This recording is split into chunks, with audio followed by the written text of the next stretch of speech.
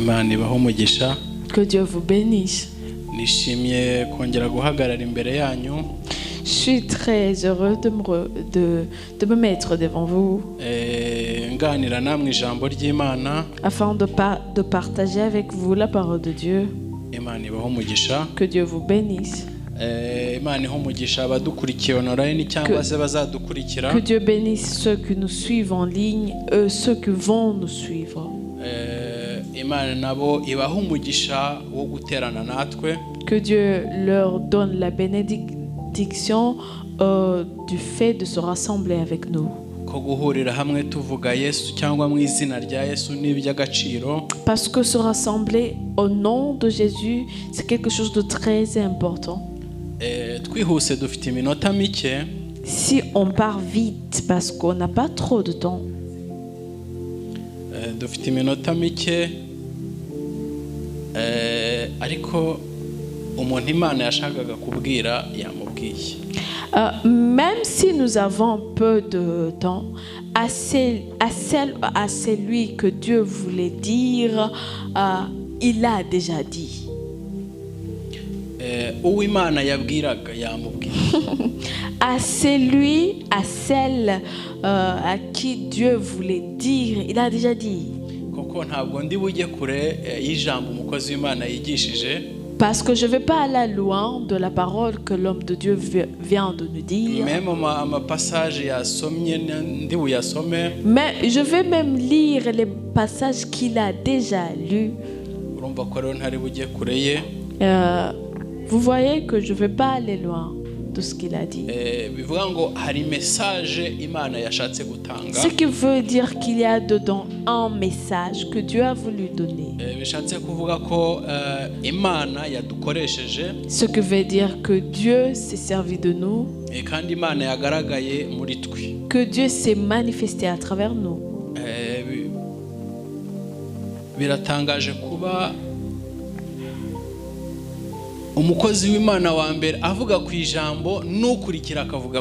C'est quelque chose de très étonnant de voir le premier prédicateur prêcher sur un thème et le deuxième sur la même chose alors qu'ils n'ont pas parlé.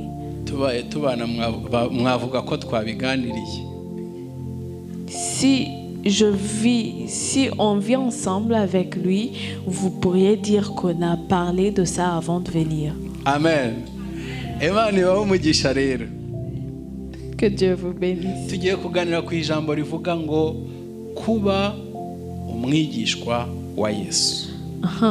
Nous allons parler de la parole qui dit être un disciple de Jésus.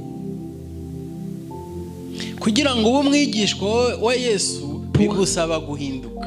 Pour être un disciple de Jésus, il faut que tu changes. Guhinduka. Change. Kubera iki impamvu yo guhinduka? Pourquoi c'est obligatoire de changer? Nuguhindura ubwami bumwe tujya mu bundi bwami. Être un disciple de Jésus, ça veut dire quitter un royaume pour un autre. Umukozi w'Imana yatubwiye yuko cyangwa se yadusomeye. L'homme de Dieu nous a dit ou bien il nous a lu.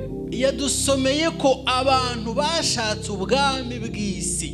Il nous a lu, il nous a dit que les gens ont tellement préféré le royaume de ce monde. Bashatse kuyoborwa n'ubwami bw'abantu. Ils ont tellement voulu être guidés par les royaumes de ce monde. Ils ont refusé la gouvernance du royaume de Dieu.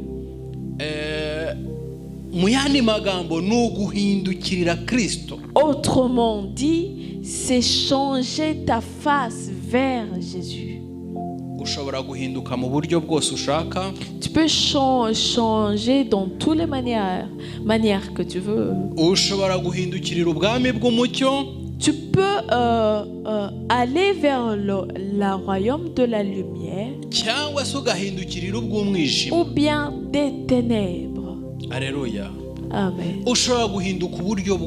Tu peux changer de 1000 manières possibles. Tu peux. tumuhindukirira. Mais Jésus veut qu'on aille vers lui. Alléluia. Amen.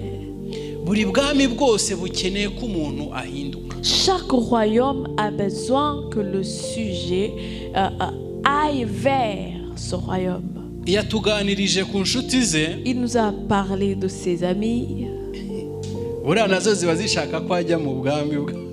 Et ses amis veulent qu'il parte vers leur royaume à eux. Alléluia. Iyo udahindutse rero, quand tu n'arrives pas à changer,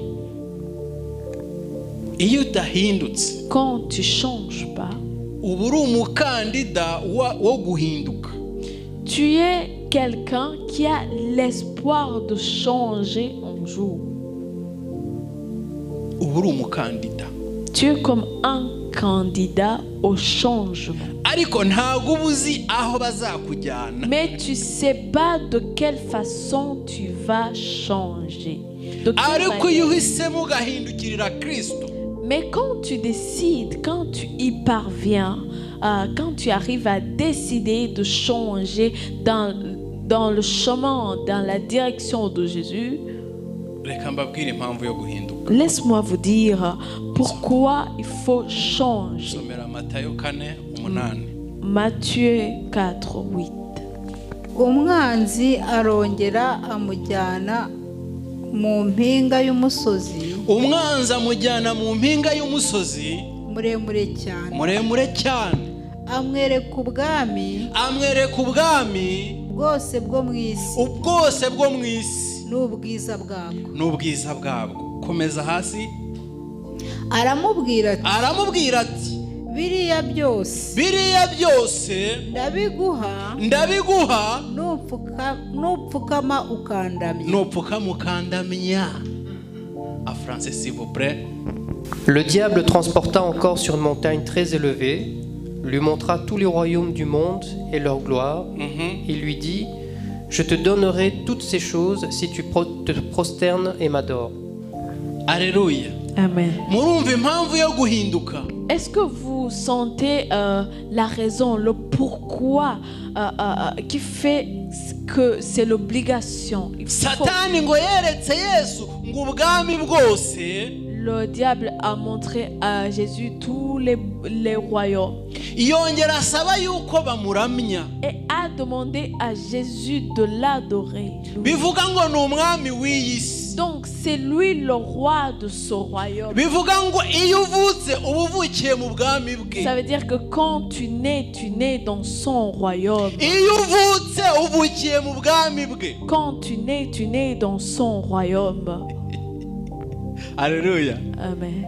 Biragusaba guhinduka umwigishwa wa Kristo. Il est indispensable pour toi de changer et de devenir un disciple de Jésus. Matthieu 3 2. Anthony a parlé de ce passage. Vous pouvez lire, s'il vous plaît.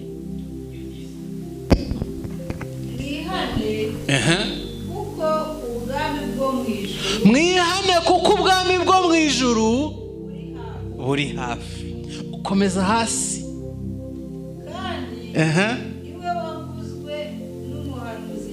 Kandi niwe wavuzwe n'umuhanuzi Yesaya. Ijwi ry'urangururira mu butayu ngo nimutunganye inzira y'Uwiteka, mugorore inzira ze. En français, s'il vous plaît. Il disait: repentez-vous, car le royaume des cieux est proche. Jean est celui qui avait été annoncé par Ésaïe, le prophète, lorsqu'il dit: c'est ici la voix de celui qui crie dans le désert. Préparez le chemin du Seigneur, aplanissez ses sentiers. Amen. Amen. Amen. Amen. Dusabwa guhinduka. On est obligé de changer. Dusabwa guhinduka. On est obligé de changer. kubera ko turi mu bundi bwami. Parce que nous sommes dans un autre royaume. Turi mu bundi bwami. Nous sommes dans un autre Ariko iyo royaume. turi muri ubu bwami duhindukiriye ubw'ijuru, Mais quand on est dans cet autre royaume, tout en fixant nos regards vers le royaume des cieux, tuba dutura muri ubu bwami bw'isi, on vit bien dans ce royaume, turi abakandida b'ubwami bw'Imana. étant des candidats pour le royaume du ciel. Alléluia. Iyo duhindutse abana b'Imana, Quand nous devenons des enfants de Dieu, ntabwo duhita tuva muri ubu bwami. ça ne veut pas dire que nous quittons ce royaume sur le champ. Tububamo tugakoramo, On vit ici et on travaille ici. ntidukora ibyo bushaka, ahubwo dukora ibyo ubwami bw'Imana bushaka. On ne fait pas ce que ce royaume veut, mais on fait ce que le royaume de Dieu nous dit de Bivuga ngo faire. tubutuyemo turi muri transit. Ça veut dire qu'on vit ici, mais c'est comme un chemin. Alléluia. Amen. Guhinduka. Changer. Dusome Matayo 28 Matthieu 28, umurongo wa 19. 19. Alléluia. Amen. Wumva icyo Yesu yabwiye intumwa. Sentez bien ce que Jésus a dit aux disciples. some mu izina rya Yesu. On va lire au nom de Jésus. Nuko mugende Nuko mugende muhindure abantu muhindure abantu bo mu mahanga yose, bo mu mahanga yose, abigishwa abigishwa mubabatiza mu izina rya Data wa twese, mubabatiza mu izina rya Data wa twese, n'umwana n'umwuka wera. En français, s'il vous plaît. Allez, faites des gens de toutes les nations des disciples. Baptisez-les au nom du Père, du Fils et de l'Esprit Saint. Amen. Amen. Guhindura. Changer. Kubahindura abigishwa ba Kristo. Les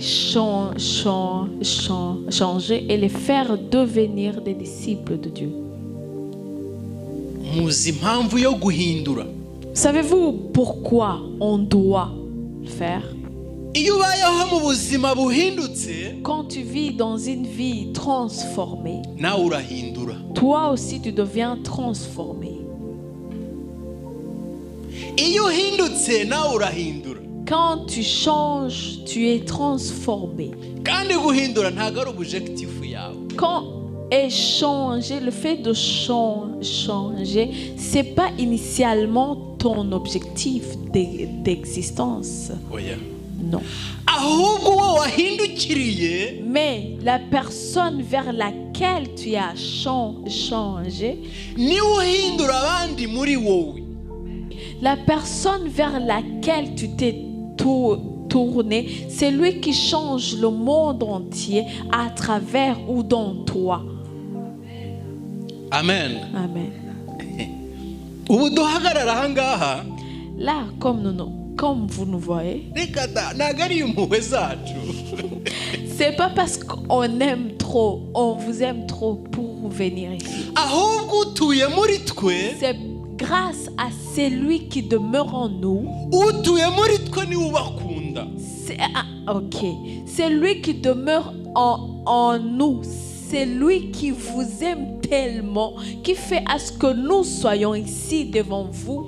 Nongo urukundo ruri muri twebwe, Ça veut dire que l'amour qui réside, qui demeure en nous, urukundo rwa Kristo muri twe, l'amour de Jésus qui vit en nous, nirwo dufataho tukabaha. c'est ça, c'est une partie de ça que l'on prend pour vous donner. N'imbabazi dutanga ni iza Kristo dufata muri twe tugatanga. Et la fraternité que nous démontrons, c'est une partie de celui qui demeure en nous, nous a donné pour vous donner. Alléluia. Amen. Iyo uhindutse, Quand tu changes, uhindura abandi nawe. tu changes les autres aussi. Et c'est pas parce que tu as prévu de le faire. Alléluia. Amen. Quand tu es changé, laisse-moi vous donner un exemple. Quelquefois, les gens aiment trop dire que ce sont des chrétiens. Laisse-moi te dire, le salut là que tu as, que les autres n'arrivent pas à voir, que les autres n'arrivent pas à voir, n'est pas réel. Le salut que c'est seulement toi qui connais que tu es sauvé, c'est pas vrai, c'est pas véridique. Ce sont des sentiments, c'est l'ensemble des sentiments qui te font croire que tu es sauvé. Parce que quand on parle de quelque chose de bien, nous tous on reçoit avec joie. Mais le salut, si tu es conscient que tu es sauvé et tu sais très bien que tu es un chrétien sauvé, faites attention. Fais très attention. Faites attention. Fais très attention. Laisse-moi vous dire,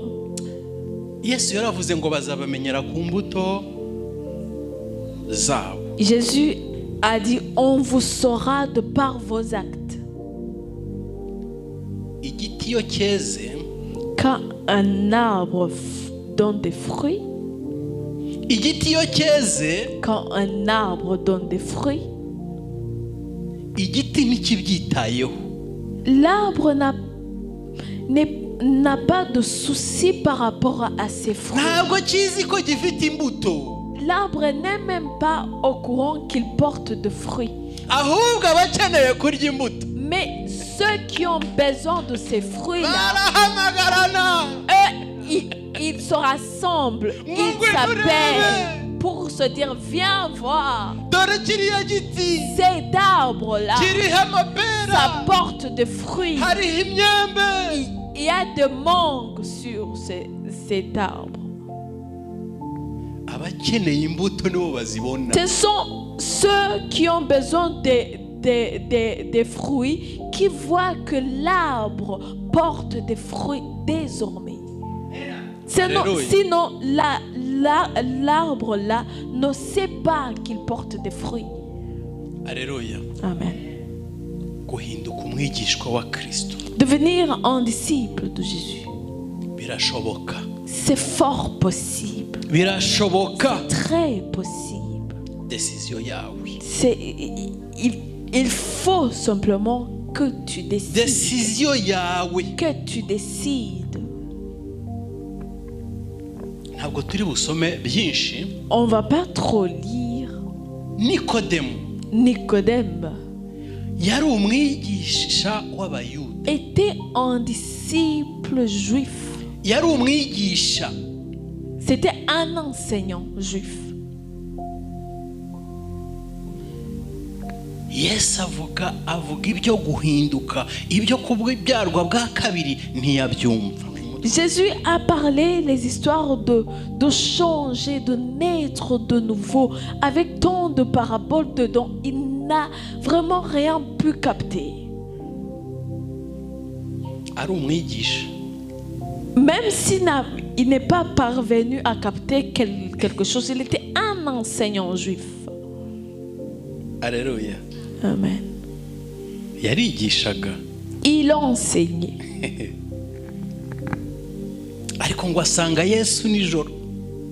Donc il est venu vers Jésus dans la nuit, très tard dans la nuit. Le fait d'aller voir Jésus, Nicodème a commencé par regarder de partout si on ne va pas le voir en train de voir Jésus. C'est là qu'il est parti demander à Jésus. yari yamaze kugira ibyo yumva Il avait déjà pu entendre tant de choses. ngo mwigishe. C'est là qu'il a demandé Rabbi. ngo tuzi ko wavuye ku Mana, Je sais bien que tu viens de Dieu. ngo kubera ibitangaza n'imirimo ujya ukora, Grâce à tous ces miracles que tu fais, ngo ntawe ujya abasha kuyikora ataravuye ku Mana. nul ne peut les faire sans venir de Dieu. wumve ko umuntu yabasha kuvuka bwa kabiri gute? J'aimerais savoir, comment est-il possible pour quelqu'un de naître de nouveau? kuvuka bwa kabiri ni ikimenyetso cyo guhinduka. La naissance, le fait de naître de nouveau, c'est juste un symbole, un signe de changement, de transformation. kuba umwana w'Imana kandi wari umuntu mukuru ni uguhinduka. Devenir un enfant de Dieu alors qu'on était déjà un grand majeur bien fait dans son âge, c'est une transformation. mbabarire mbasetse akantu kamwe. Je vais vous dire quelque chose d'un peu drôle. rimwe hari umukobwa wampamagaye kuri telefone yanjye. Il y a une fille qui m'a un jour appelé sur mon portable. ariko ndebye kuko hari kuri WhatsApp, Comme c'était sur WhatsApp quand j'ai essayé de regarder, mbona ni umuzungukazi. j'ai vu que c'était une femme blanche. ndavuga ko nta muzungukazi tuziranye wamamagara kuri WhatsApp usa gutya ni uwuhe? Ok, je me suis dit, comme j'ai pas de connaissances, j'ai pas d'amis femmes blanches, c'est qui celle-là? ndavuga ko si ubu ngubu ntabwo azi ko ntari umugabo. Est-ce que ntabwo azi ko jyewe ntari umugabo. est-ce qu'il ne sait pas que je suis pas un homme? ngiye kubagoraho gakeya. C'est compliqué, hein? uyu mukobwa umpamagaye ntabwo azi ko ntari umugabo. Cette femme qui m'appelle ignore-t-elle que je suis pas un homme? umudamu wanjye barabyumvise ngo ntabwo uri umugabo. Et ma femme elle a entendu ce que je monologuais et elle m'a demandé, tu n'es pas un homme toi? ndabwira we yagenda umwana navutse bwa kabiri. Et j'ai dit à ma femme, je suis pas un homme, je suis un enfant, je viens de naître de nouveau. ntabwo uzi ko muri Yohana igice cya 10 baravuga ngo abamwemeye bose. Et tu sais pas que dans Jean 1:13, la Bible dit que à tous ceux qui ont cru à lui, il leur a donné la puissance de devenir des enfants de Dieu. Donc je suis un enfant, je suis pas un homme. ntabwo ngenge bakinterefona gutyo. Moi, on m'appelle plus comme ça. ndi umwana. Je suis un enfant. Alléluia. Amen. ikimenyetso cyo guhinduka. C'est preuve de transformation. aramubwira ngo ntabwo wabasha kwinjira mu bwami bw'Imana. Et Jésus a répliqué que il était impossible de venir dans le royaume de Dieu utabyawe n'amazi, sans être né d'eau, utayaryamyemo gutya, sans être immergé par l'eau. pasiteri akuryamikemo yongera kuvanemo. Il faut que le pasteur te mette en dessous d'eau et te relève encore. ubu utaraba umukandida w'ubwami bw'Imana. Avant ça, tu n'as pas espoir, tu n'as pas besoin de croire au royaume du ciel. Parce qu'il est impossible d'y entrer. guhinduka. Changer. guhinduka. Changer. muzi impamvu guhinduka ari très important. Savez-vous pourquoi c'est très nécessaire et indispensable de changer? isi ya none iri guhindura abantu. Le monde actuel est en train de changer les gens. isi ya none aho iri guhindura abantu Le monde que nous vivons actuellement est en train de changer les gens. Et le roi aussi. muzi tugeze nko mu myaka 30 yindi iri imbere. Savez-vous, dans les 30 années à venir, si vraiment il y a 30 années à venir, voir quelqu'un qui n'est pas transformé par ce monde, ce sera un problème. Regardez bien dans les rues. Si on ne fait pas de tatouage sur la tête, si ce n'est pas dans le visage, il y a quelque chose.